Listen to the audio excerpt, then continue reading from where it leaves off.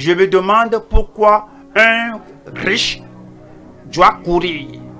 Toutes les choses qu'il avait ne l'ont pas satisfait. Il voudrait une satisfaction intérieure, une satisfaction spirituelle, une satisfaction holistique, complète. Et tout ce qu'il a fait dans la vie, tout ce qu'il a dans la vie, tout cela ne lui a pas donné la satisfaction.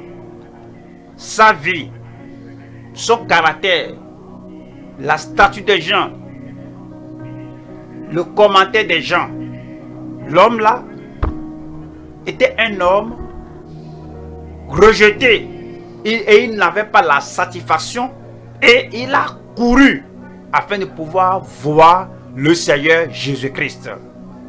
Et voici un homme riche appelé Zachée, chef des publicains, cherchait à voir qui était Jésus.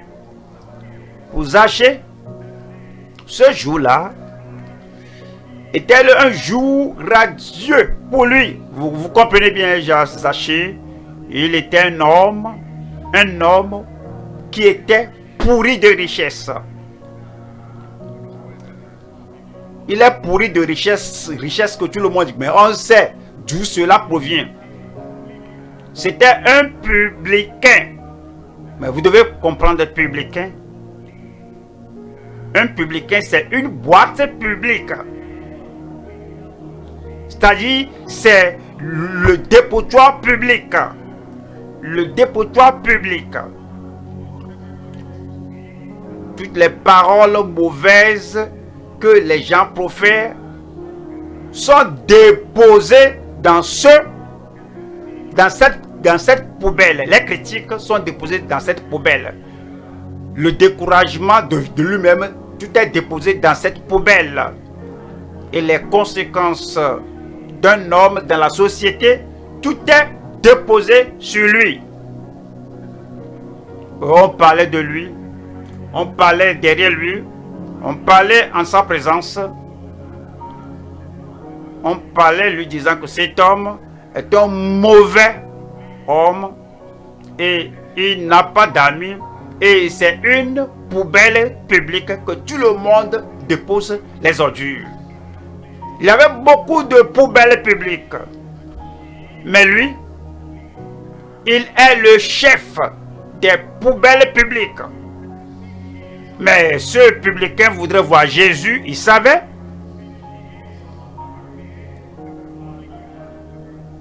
Que si je ne vois pas Jésus, je vais demeurer toujours le publicain, la poubelle publique.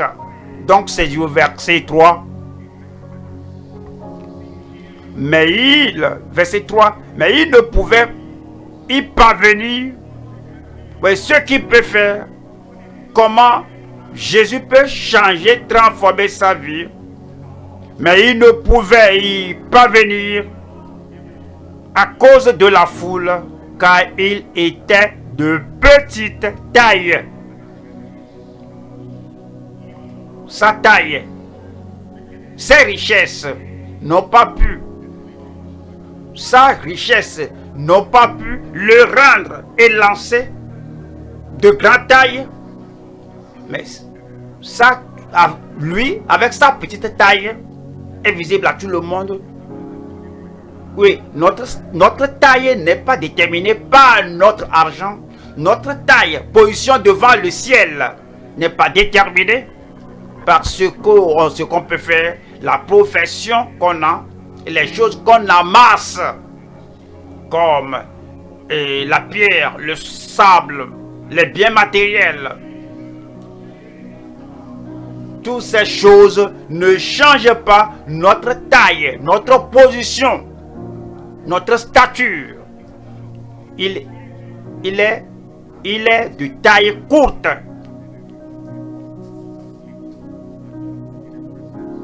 Combien de riches ont une taille courte devant Dieu? Combien d'orgueilleux, des vantards qui ont de petites tailles devant Dieu? Combien de personnes réputées ont de petites tailles devant Dieu? Et cet homme ne pouvait pas voir Jésus lui-même. Il ne pouvait pas voir Jésus qu'il est physiquement et qu'il est spirituellement. Il ne pouvait pas voir Jésus. Ses richesses ne l'ont pas aidé à voir Jésus, le Sauveur, le faiseur de miracles, le Rédempteur. Ces richesses n'ont pas pu l'aider à voir Jésus à cause de sa petite taille. Et le verset 4 nous dit, il courut en avant. Je me demande pourquoi un riche doit courir. Toutes les choses qu'il avait ne l'ont pas satisfait. Il voudrait une satisfaction intérieure, une satisfaction spirituelle, une satisfaction holistique, complète. Et tout ce qu'il a fait dans la vie, tout ce qu'il a dans la vie, tout cela ne lui a pas donné la satisfaction. Sa vie, son caractère, la statue des gens, le commentaire des gens. L'homme là était un homme rejeté et il n'avait pas la satisfaction et il a couru afin de pouvoir voir le Seigneur Jésus-Christ.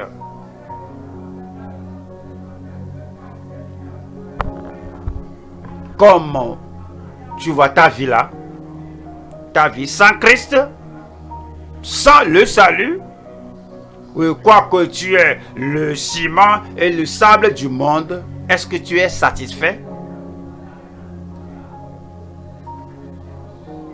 Et cet homme est vraiment empressé de voir Jésus.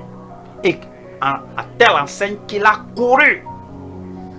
Et il est monté sur un sycomore. Tout simplement pour voir Jésus.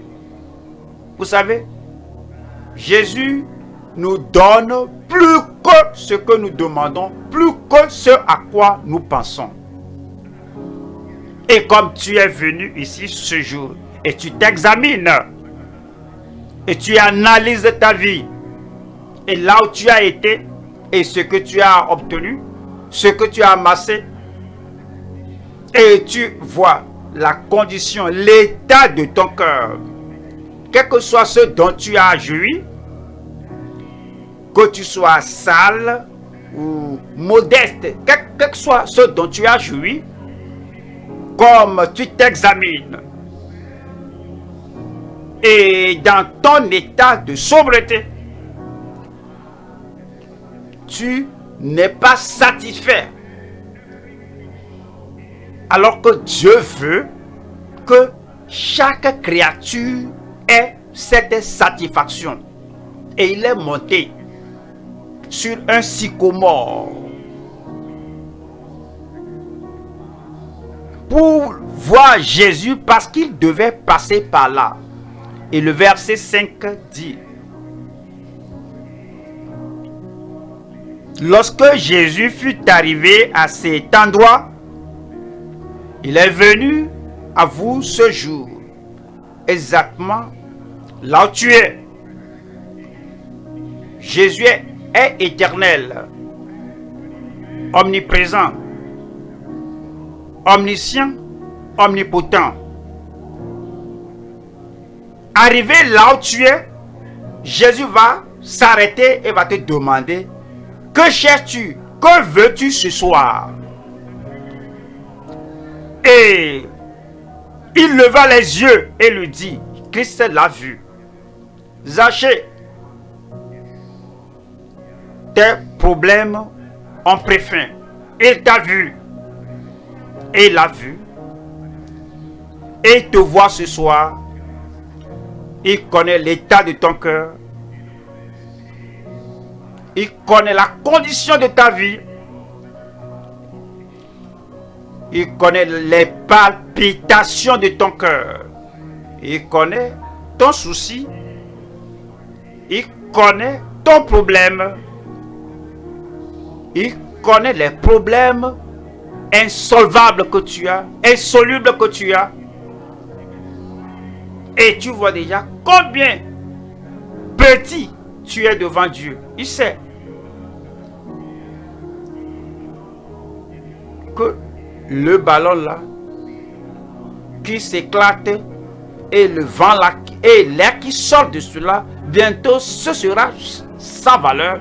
Et il le regarde et il leva les yeux et lui dit: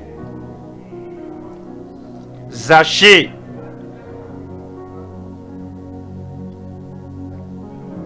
Seigneur, Pierre, Jacques ne connaissaient pas le nom de cet homme. Comment connais-tu son nom?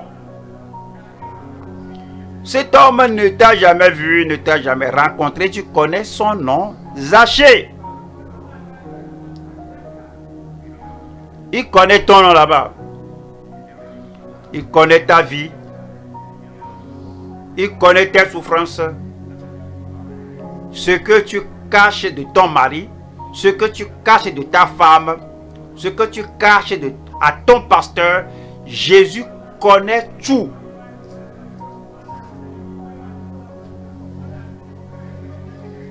Que peux-tu faire dans le secret sans qu'il le sache? Qu'est-ce que tu peux faire dans ton coin là-bas à son insu? Qu'as-tu fait à l'école que Jésus ne connaît pas? Qu'as-tu fait là où tu travailles que lui ne connaisse pas? Il connaît ton nom, ton numéro, il connaît tes actions. Tout ce que tu as fait, il connaît tout. Personne ne doit lui raconter des histoires, personne ne doit lui parler de toi. Il te connaît entièrement de A à Z.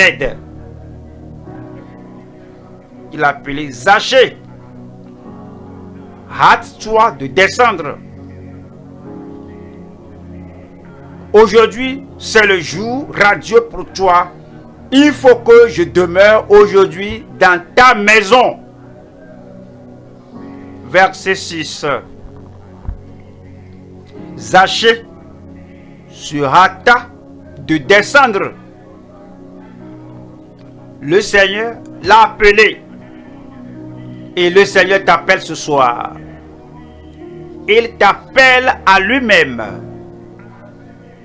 En tant que sauveur, il t'appelle pour te sauver. Il t'appelle à lui-même en tant que guérisseur pour te guérir. Il t'appelle à lui-même en tant que rédempteur pour te racheter. Il est important de ne pas faire de mauvaises choses dans la vie pour plusieurs raisons. D'abord, agir de manière néfaste peut causer des dommages à autrui ainsi qu'à soi-même. Cela peut également conduire à des conséquences négatives sur le plan moral, émotionnel et même légal. La Bible, plusieurs versets mettent en avant l'importance de faire le bien et d'éviter le mal. Proverbe 4 versets 14 à 15 n'entre pas dans le sentier des méchants, et ne marche pas dans la voie des hommes mauvais.